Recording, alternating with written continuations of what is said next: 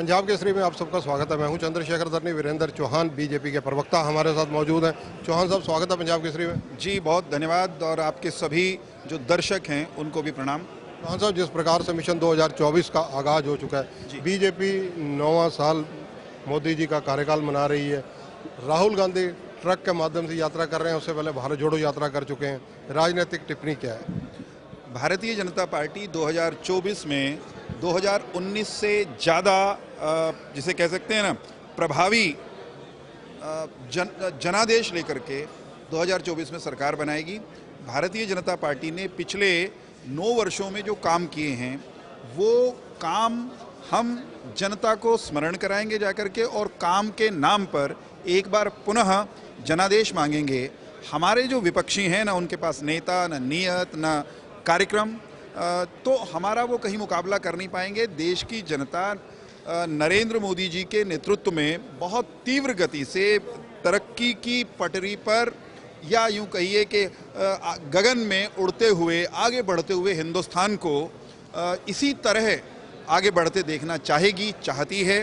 तो मुझे नहीं लगता कि प्रतिपक्ष 24 में कोई हमारे लिए बड़ी चुनौती खड़ी कर पाएगा। आप पूरे पत्रकार भी हैं जी, पत्रकारिता से गहरा नाता रहा है, अब राजनीति में है जी। राजनीतिक टिप्पणी, सीधा सवाल मेरा राहुल गांधी की ट्रक यात्रा को लेकर। राहुल गांधी को ये सब नौटंकी करने की जरूरत क्यों पड़ रही है? कौन राहुल गांधी?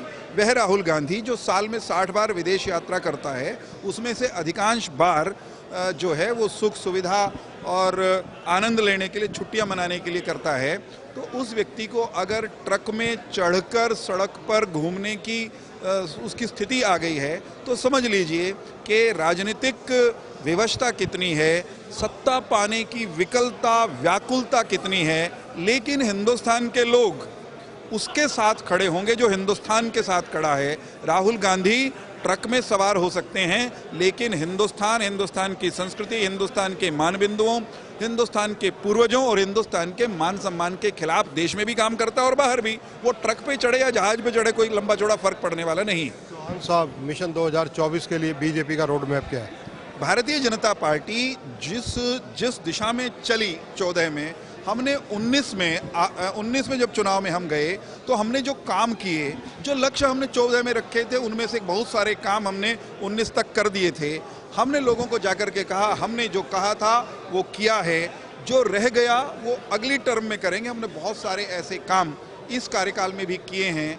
2024 में हम एक बार पुनः भव्यतम भारत, भव्य भारत, परम वैभव वाला भारत, विश्व नेता भारत जो बनता हुआ बड़ा दिखाई दे रहा है, हम उसी का सपना लेकर और उस सपने को कार्य रूप देने के लिए, साकार करने की ठोस कार्य योजना लेकर के लोगों के बीच में जाएंगे। लोगों को आनंद आ रहा है। विस्तृत भारत, मैं सीधी टिप्पणी आपकी चाहूँगा क्योंकि आप प्रबुद्ध भी हैं, शिक्षा जगत से भी आपका नाता रहा, पत्रकारिता से भी नाता रहा, इसलिए सीधा सवाल इसलिए क्योंकि विस्तृत भारत, कल लोकसभा के उद्घाटन पर जो विस्तृत भारत का मैप दिखाया गया, उस मैप के अंदर भारत का पुराना नक्शा था, यानी पीओके भी भारत में दिखाया गया। इसका तात्पर्य किससे लेते हैं? भारत के संविधान को पढ़ लीजिए, भारत की संसद के 1995 के सर्वसम्मति से पारित प्रस्ताव को पढ़ लीजिए। भारत पहले दिन से 15 अगस्त 1947 से ये कह रहा है, आज भी कहता है, मानता है, और यही सत्य है कि जम्मू कश्मीर जो 15 अगस्त 1947 को महाराजा हरि सिंह के उनके नियंत्रण में था, जिसमें गिलगित बल्टिस्तान, मीरपुर, मुजफ्फराबाद, जिनको हम POJK कहते हैं, POK के बजाय, पाकिस्तान ऑक्युपाइड जम्मू एंड कश्मीर, उसके 2 हिस्से हैं, मीरपुर और मुजफ्फराबाद, वो गिलगित बल्टिस्तान, उन्हें वापस लेना हमारा अधूरा एजेंडा है। ये काम 1947 से अधूरा पड़ा है।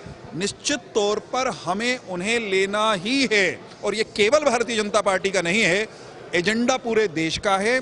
भारतीय जनता पार्टी एकमात्र पार्टी है जिसने 47 से लेकर आज तक एक पल के लिए भी न कश्मीर को भूलने दिया है, न पूरे कश्मीर को हमने भुलाया है।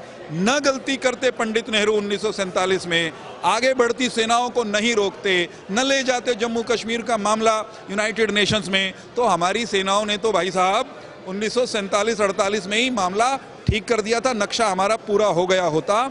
भारत की नई संसद भारत के 140 करोड़ लोगों की उस आकांक्षा को प्रदर्शित करती है जो अखंड भारत का स्वरूप चित्र का जिक्र आपने किया, जो उसमें प्रतिलक्षित और परिलक्षित होती है। ये जो गिलगित बल्टिस्तान और मीरपुर मुजफ्फराबाद, जिसको पीओजे के हमने कहा, उसको वापस लेना तो अखंड भारत का एक चरण है, वो हमारा संवैधानिक अधिकार है, हम उसको लेकर रहेंगे।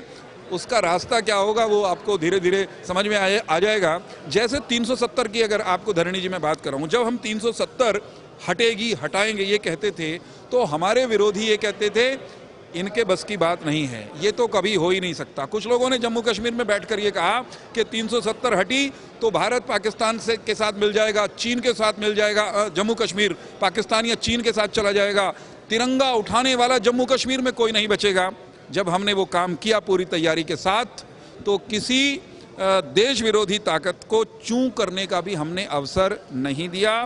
पीओजेके के नागरिक भी पाकिस्तान के चंगुल से आज़ादी चाहते हैं और हम तो उनको अपना मानते ही मानते हैं। वो धरती भी हमारी, वो लोग भी हमारे, ये सपना भी हम साकार करेंगे। जैसे हमने राम मंदिर निर्माण का सपना साकार किया, जैसे 370 अनुच्छेद और 35A का निपटारा हमने किया, ठीक उसी तरह भारत का जम्मू कश्मीर का नक्शा भी नरेंद्र मोदी जी के नेतृत्व में हम पूरा करेंगे। चौहान साहब, हरियाणा की बात करता हूँ आपसे। आप हरियाणा से मूल रूप से हैं।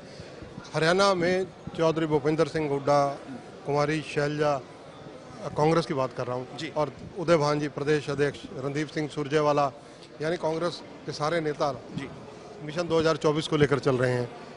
उसमें आप बीजेपी का मुकाबला कांग्रेस से देखते हैं या आम आदमी पार्टी, जिन्होंने अभी अभी नया संगठन बनाया, पंजाब में सत्ता में आ चुके हैं, उनसे देखते हैं? हरियाणा में मैं नहीं मानता कि आम आदमी पार्टी को इस तरह का फोर्स है जिसको कम से कम 2024 के चुनाव में बहुत गंभीरता से हमें या जनता को भी लेने की आवश्यकता है। कांग्रेस पार्टी हरियाणा में सीधे तौर पर वो 2 नंबर का दल है, उनकी हरकतें भी 2 नंबर की हैं, तो हम ये सुनिश्चित करेंगे कि वो कभी 1 नंबर पर आ ना पाएँ। जो कांग्रेस पिछले 10 साल में अपने जिलों के, ब्लॉक के, विधानसभा के, प्रदेश के पदाधिकारी न बना पाई हो, जिसके बड़े बड़े नेता अपने आप को खब्बी खान और 30 मार खां कांग्रेसी कहने वाले कुमारी शैलजा से लेकर भूपेंद्र सिंह हुड्डा, किरण चौधरी, रणदीप सिंह सुरजेवाला, उनकी सिर फुटअव्वल रोज का काम हो, जिनके जूतियों में खीर बटती हो, तो जिनके संगठन न हो, जिनके नेता इतने कंफ्यूज्ड हों और आपस में कुश्ती कर रहे हों, हरियाणा की जनता उन्हें बिल्कुल गंभीरता से नहीं लेगी। लेकिन जहां कहीं कहीं विपक्ष दिखेगा, मुझे तो यही लगता है कि वो कांग्रेस ही कुछ थोड़ी बहुत कहीं दिखाई देगी। और वो भी फिर दोहराता हूं कि थोड़ी बहुत बिखरी छितरी हुई कांग्रेस, आपस में लड़ती टूटती फूटती हुई कांग्रेस से हमारा मुकाबला है। जनता हमारा साथ देने वाली है। हुड्डा साहब कह रहे हैं कि सरकार में आते ही पहली कलम से परिवार पहचान पत्र खत्म कर देंगे, कई चीजें वो ऐसी घोषणाएं कर रहे हैं। भूपेंद्र सिंह हुड्डा जी का बस चले तो वे हरियाणा को खत्म कर दें, भूपेंद्र सिंह हुड्डा जी का बस चले तो वे तमाम वो कपोल काल्पनिक काम कर डालें जो कभी हो ही नहीं सकते। परिवार पहचान पत्र योजना मुख्यमंत्री मनोहर लाल जी के नेतृत्व में बना ऐसा कार्यक्रम और ऐसी योजना है जिसको दूसरे राज्य भी वो उसका अनुकरण कर रहे हैं। उस परिवार पहचान पत्र के पोर्टल या उस योजना के कारण हरियाणा के जन सामान्य के जीवन में जो सुकून आया है, चोरी चकारी सरकारी योजनाओं में जो होती है वो जो रुकी है, उस योजना को समाप्त करके क्या भूपेंद्र सिंह हुड्डा अपने कार्यकर्ताओं व दूसरे जो लुटेरे आम आदमी, आम हरियाणवी के हकों पर डाका डालते घूमते थे, क्या उनको खुला चरने के लिए छोड़ना चाहते हैं? हरियाणा की जनता ऐसे किसी नेता, ऐसे किसी दल पर विश्वास नहीं करेगी जो हरियाणा के लोगों के जीवन में पारदर्शिता और सुख लाने वाली किसी योजना को बंद करने का सपना भी देखें। मैं एक छोटी सी बात बताता हूं, हरियाणा के लोग इस बात को अच्छे से समझते हैं। भूपेंद्र सिंह हुड्डा के नेता राजीव गांधी देश के प्रधानमंत्री थे। राजीव गांधी ने अपने मुख से कहा था प्रधानमंत्री रहते हुए, हम 1 रुपया यानी 100 पैसे दिल्ली से भेजते हैं तो मेरे गांव गोंदर में या मेरी विधानसभा क्षेत्र असंध में 15 पैसे पहुंचते हैं। आज हमने अपने विभिन्न पोर्टलों के कारण, डिजिटाइजेशन के कारण पारदर्शिता ला करके धरणी जी ये स्थिति ला दी है कि नहीं कि 2000 के बटन पर नरेंद्र मोदी जी दिल्ली से अंगूठा दबाते हैं, मेरे आपके सबके खाते में, यानी जो किसान हैं जो हकदार हैं उस योजना के, उनके खाते में 2,000 रुपए पहुंचते हैं। तो बताइए कौन कौन ऐसी बढ़िया सरकार को हिलने देगा और कौन भूपेंद्र सिंह हुड्डा पे भरोसा करेगा जो हरियाणा को पीछे ले जाना चाहते हैं। भूपेंद्र सिंह हुड्डा, मैं दावे के साथ कहता हूं, सुबह से शाम तक भूपेंद्र सिंह हुड्डा, उनकी पार्टी के कार्यकर्ता, उनके नेता, वो हमारे सारे पोर्टल्स का, डिजिटल पोर्टल्स का लाभ लेते हैं, खुद लाभ लेंगे, खुद उनसे अपने जीवन को सुखदायक बनाएंगे और लोगों को ये कहकर भरमाएंगे कि हम आएंगे तो इन पोर्टलों को, इन योजनाओं को मिटाएंगे। भाई साहब आएंगे ही नहीं आप निश्चित तौर पर नहीं आएंगे, 2024 में तो आएंगे नहीं। और भूपेंद्र सिंह हुड्डा जी का तो मैं समझता हूँ ये आखिरी चुनाव है। धन्यवाद। तो ये है वीरेंद्र चौहान, पीओजे की जगह भी हमारी है और वहाँ के लोग भी हमारे हैं, ये कहना है वीरेंद्र चौहान का। और धारा 370 जैसे बीजेपी ने कार्यान्वयन कर दिखाया, 35 से वहाँ से हटाकर दिखाया, इनका दावा है कि कभी न कभी पीओजे के लोग और वहाँ की ज़मीन भारत का हिस्सा ओपनली नज़र आएगी। कैमरामैन संजय सिंह के साथ चंद्रशेखर धरनी, पंजाब केसरी टीवी, चंडीगढ़।